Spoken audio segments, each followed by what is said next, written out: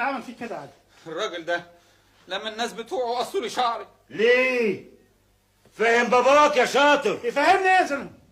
ايه اللي خلاك تعمل في الولد كده؟ ما تاخدنيش بالصوت يا سليم يا بدري، اعرف ايه اللي حصل الاول وبعدين اتكلم. انت مزعق كده ليه؟ فاكر نفسك في الشارع ولا على القهوه؟ ولا لسه فتوه وعايز تكسر البيت؟ انت بتقول فيها؟ طب يمين بالله العظيم لولا اني مسكت اعصابي كان زمان ابنك دلوقتي متلاقع في القصر العيني. ليه يعني؟ عمل ايه عادل؟ ايه اللي هيجيبه الحلميه هنا؟ اسالوا ايه اللي رماه الحلميه بقى. البيعه اللي فيها روميو اتعرض لقمر بنت في الشارع وبصبص لها. مش ممكن. ليه؟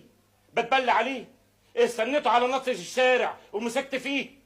اهو موجود اهو، اساله خليه يحكي لك. وتلموا عليا وكتفوني وقصوا لي شعري. ولما خدت حقك بايدك هزمهم واتشطرتوا على الولد انت والصبيان بتوعك، جاي زعلان قوي كده ليه؟ هي دي الكلمه اللي بتقولها لابنك يا سيد سليم؟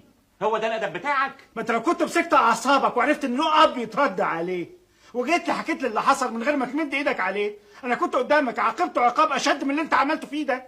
الله، يعني انا اللي طلعت غلطان برضه. شوف بقى حضرة الباشا السابق. استنى، ادخل اوضتك عادل، انا هحصلك بعدين. حاضر بابا. اسمع بقى يا سي بابا، انا لو سبت المحروس ابنك لاولاد الحاره عندنا كانوا قطعوه حتت ورجعوه لك سطيحه، ومش في كل مره تسلم الجر. احسن لك بقى تبعدوا عن الحلميه خالص، خليه عند الهانم مامته هناك في جاردن سيتي، وفهموا بقى ان الناس هنا في الحلميه غير الناس اللي يعرفهم هناك في جاردن سيتي، وان شعره واحده من اصغرها بنت في الحلميه تضيع عليها الاب. وعلى راي الناس بتوع النحو لقد اعذر من انذر. انت لسه فيك حيل تهدد يا زينهم؟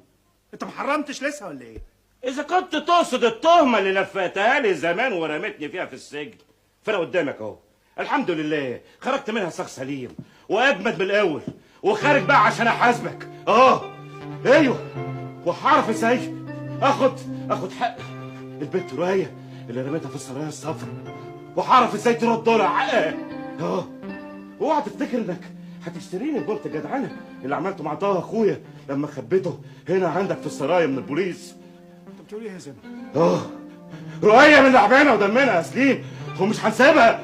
معلش يا زلمه، اقعد استريح يا معلم. ده مش هقعد، ويكون في علمك انا هقف مع العمده في الانتخابات، وانت مش هتاخد غير صوتك، انا بقول لك اهو. من امتى ده حصل؟ ياه، من زمان